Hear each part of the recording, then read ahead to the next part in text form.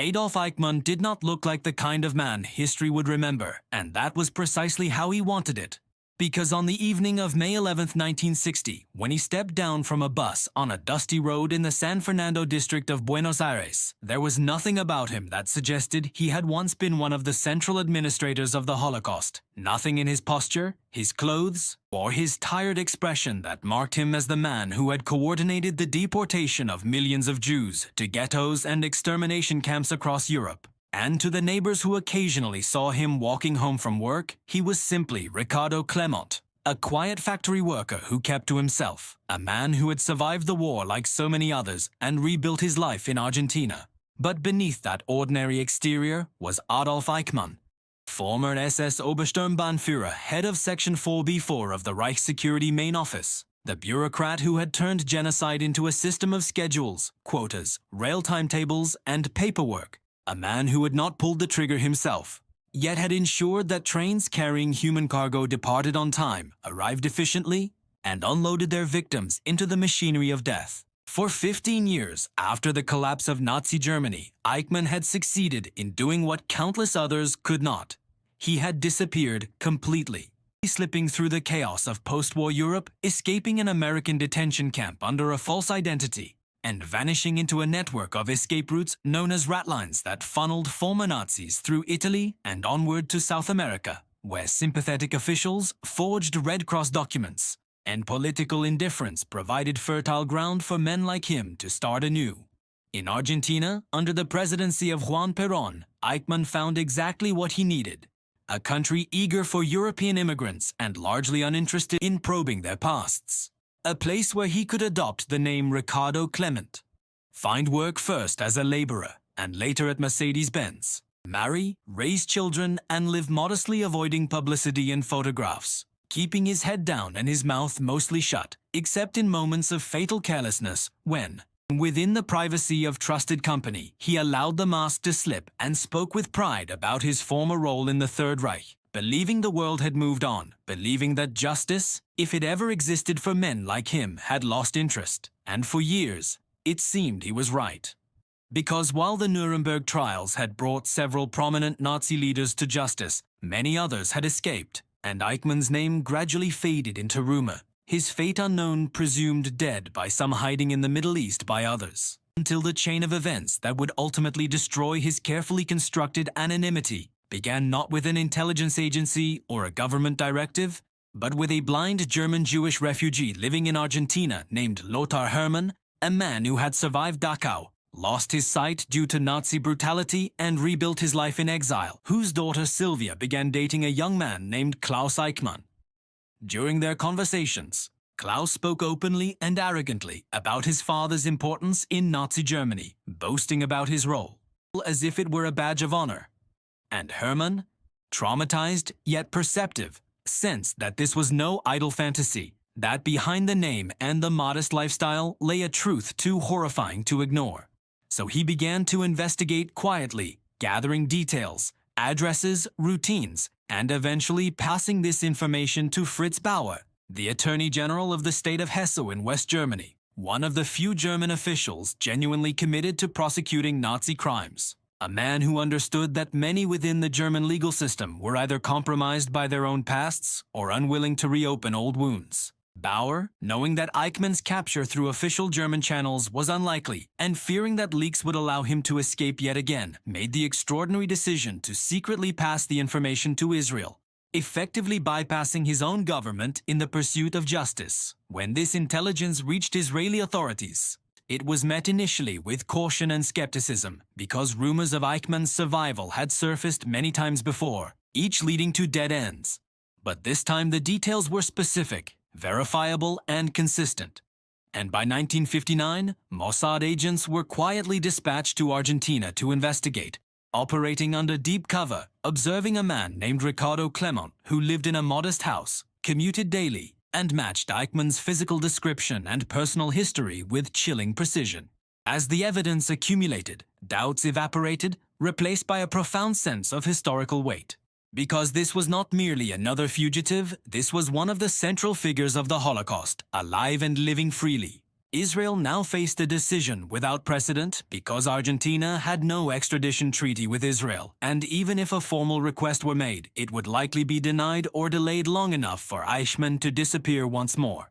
Yet abducting a man from foreign soil would constitute a blatant violation of international law and national sovereignty, risking diplomatic fallout, sanctions, and international condemnation. But for Prime Minister David Ben-Gurion, the moral calculus was clear, because the very existence of the State of Israel was bound to the memory of the Holocaust, and allowing one of its chief architects to live out his days in peace was unacceptable. A quick side note, if you like what we're doing and would like to see more videos like this, please don't forget to like this video and subscribe our channel. Now, back to the video. In 1960, Ben-Gurion authorized the Mossad to carry out a covert operation to capture Eichmann and bring him to Israel to stand trial. An operation that would require extraordinary precision, secrecy, and restraint because Eichmann had to be taken alive, positively identified, and removed from Argentina without alerting local authorities or the public. Mossad assembled a small team of agents, many of whom were themselves Holocaust survivors or children of survivors. Men and women who understood the emotional gravity of their mission, but were trained to suppress it in favor of professionalism, and they rehearsed every scenario, from surveillance and abduction to emergency escape routes, memorizing Eichmann's routine, the layout of his neighborhood, traffic patterns, and response contingencies. Knowing that a single mistake could expose the entire operation, lead to arrests, or even trigger an international crisis. For weeks, they watched Eichmann from a distance, noting that he returned home every evening at the same time, stepping off the same bus, walking the same unlit road, a creature of habit whose predictability would ultimately be his undoing. On the evening of May 11, 1960, as dusk settled over Buenos Aires, the team took their positions. A car parked inconspicuously along the roadside, agents concealed in the shadows, hearts pounding but movements controlled. And when Eichmann stepped off the bus and began his walk home, unaware that the quiet rhythm of his life was about to shatter, an agent approached him from behind and asked in Spanish for the time. A distraction that gave the others the split second they needed to grab him, force him into the vehicle, and speed away. Although Eichmann struggled briefly, he quickly seemed to understand what was happening, and according to later accounts, he uttered a chilling phrase in German, "Ich habe mich schon ergeben," meaning, "I have already resigned myself," as if acknowledging that this moment had been inevitable. Within seconds, Adolf Eichmann vanished from the streets of Buenos Aires, taken to a safe house where he was held in secrecy, guarded around the clock, interrogated, and meticulously identified, with agents examining scars, comparing documents, and confronting him with details only Eichmann could know, until finally he admitted his true identity, signing a statement declaring that he was Adolf Eichmann and that he agreed of his own free will to be brought to Israel to stand trial. A document whose voluntariness would later be debated, but which provided crucial legal cover for the operation. And yet capturing Eichmann was only half the mission, because removing him from Argentina without detection posed an even greater challenge, one that required patience, deception, and timing. Mossad found its opportunity in an upcoming visit by an official Israeli delegation to Argentina, celebrating the country's independence, for which an El Al aircraft would land in Buenos Aires. And under the guise of a medical emergency, Eichmann was sedated, dressed in an airline uniform, and transported to the airport as a sick crew member, smuggled aboard the plane without arousing suspicion. On May 22, 1960, the aircraft took off, carrying Adolf Eichmann out of Argentina and toward Israel. When the news of his capture was announced days later, the world reacted with shock, outrage, and fascination. Argentina protested vehemently, accusing Israel of violating its sovereignty. The issue was brought before the United Nations Security Council, and international law scholars debated the legitimacy of the operation. But amid the diplomatic turmoil, one fact remained undeniable. One of the chief architects of the Holocaust would finally face justice. In Jerusalem, in 1961, Adolf Eichmann stood trial in a courtroom watched by the entire world, his testimony broadcast internationally. Survivors recounting their experiences in ghettos and camps, their voices trembling yet resolute, forcing a global audience to confront the human reality behind the abstract numbers of genocide. Eichmann's defense rested on a claim that would become infamous, that he was merely a bureaucrat following orders, a cog in a machine too large for individual responsibility. But the court rejected this argument, asserting that obedience does not absolve moral agency, that individuals are accountable for crimes against humanity regardless of hierarchy. In December 1961, Eichmann was found guilty on all major charges, sentenced to death, and in 1962 he was executed by hanging. His ashes scattered at sea outside Israeli territorial waters so that no grave could become a shrine.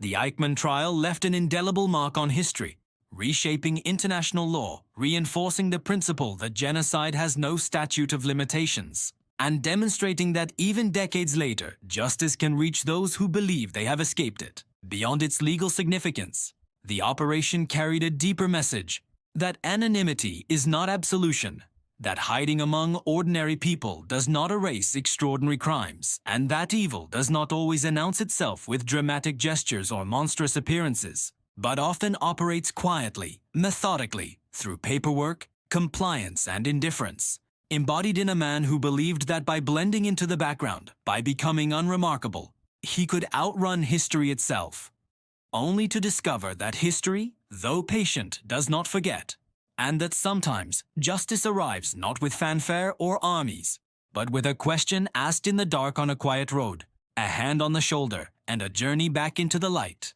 Thank you for watching. Don't forget to like this video and subscribe our channel.